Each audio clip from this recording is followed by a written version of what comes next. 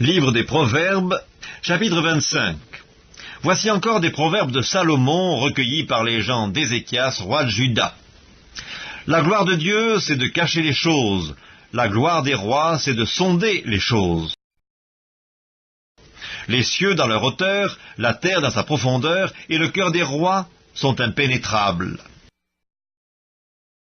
Ôte de l'argent les scories, et il en sortira un vase pour le fondeur. Ôte le méchant de devant le roi, et son trône s'affermira par la justice. Ne t'élève pas devant le roi, et ne prends pas la place des grands, car il vaut mieux qu'on te dise « Monte ici », que si l'on t'abaisse devant le prince que tes yeux voient.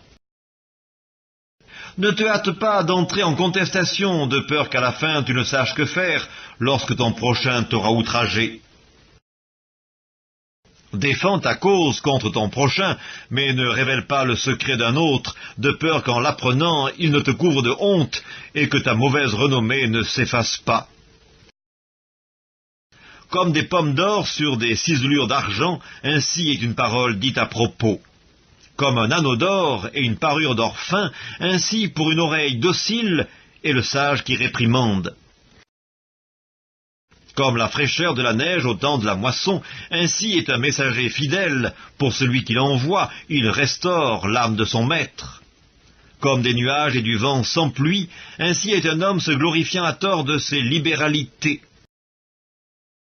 Par la lenteur à la colère on fléchit un prince, et une langue douce peut briser des os.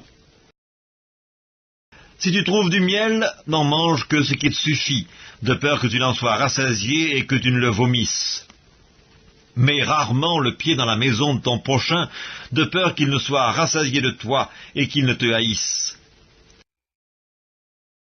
Comme une massue, une épée et une flèche aiguë, ainsi est un homme qui porte un faux témoignage contre son prochain. Comme une dent cassée et un pied qui chancelle, ainsi est la confiance en un perfide au jour de la détresse.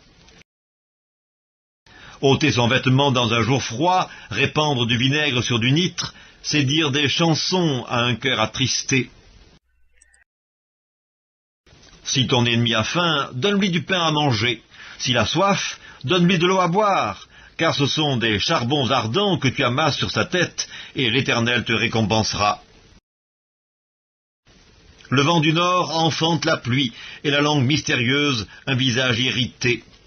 Mieux vaut habiter à l'angle d'un toit que de partager la demeure d'une femme querelleuse. Comme de l'eau fraîche pour une personne fatiguée, ainsi est une bonne nouvelle venant d'une terre lointaine. Comme une fontaine troublée et une source corrompue, ainsi est le juste qui chancelle devant le méchant. Il n'est pas bon de manger beaucoup de miel, mais rechercher la gloire des autres est un honneur. Comme une ville forcée et sans muraille, ainsi est l'homme qui n'est pas maître de lui-même.